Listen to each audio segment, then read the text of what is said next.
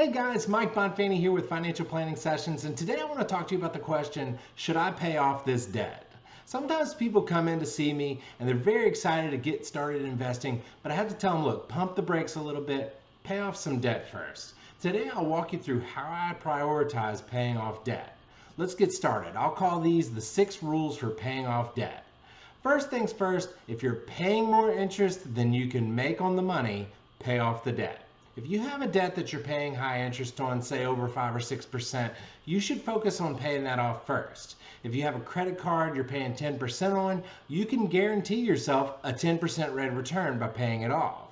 Number 2, take any match provided in retirement plans. Again, if you can make more money than you are paying in interest, you should do that. For example, let's say your company matches 25 cents on the dollar for up to 3%. You put in 3% only. That's a 25% return on your money on day one. And the money you have working for you on day one works the hardest due to the power of compounding. So if you don't get a match on your retirement, pay off anything over 5 or 6% interest before participating. Number 3, never take money out of your retirement plan to pay off debt. Not only will you potentially pay taxes and penalties to do this, you'll lose that money for the future. Don't rob Peter to pay a bank. Or put another way, don't rob your future self to pay for the decisions of your past self. Number 4, use a hybrid debt snowball. There's a very popular radio host who advocates for you to pay your lowest bill first and then minimums on the rest of your debt. And then once the smallest bill gets paid off, you pay all that money to the next lowest debt and so on. The reason for this is you can get some small wins in the beginning and psychologically get you pumped up to see how good you're doing.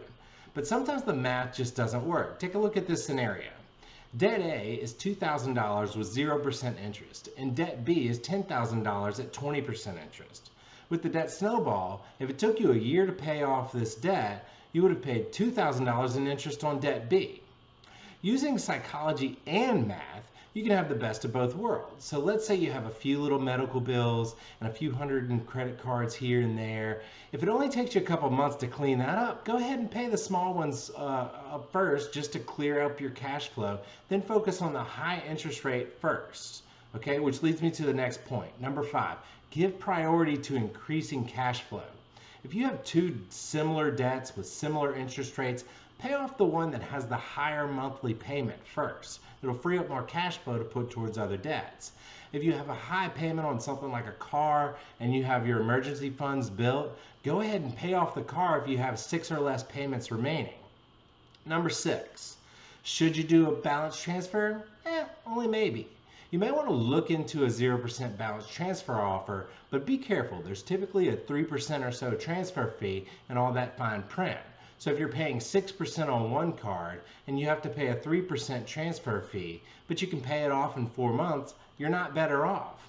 No matter the case, the reason people have debt is because at some point their lifestyle exceeded their resources.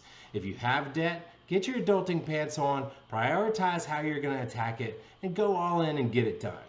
Once you're done with all your high interest rate debt, start working on building your emergency funds. You can watch my video on emergency funds here. And the earlier you are able to pay them off and the earlier you can not only save, but also have guilt-free fun.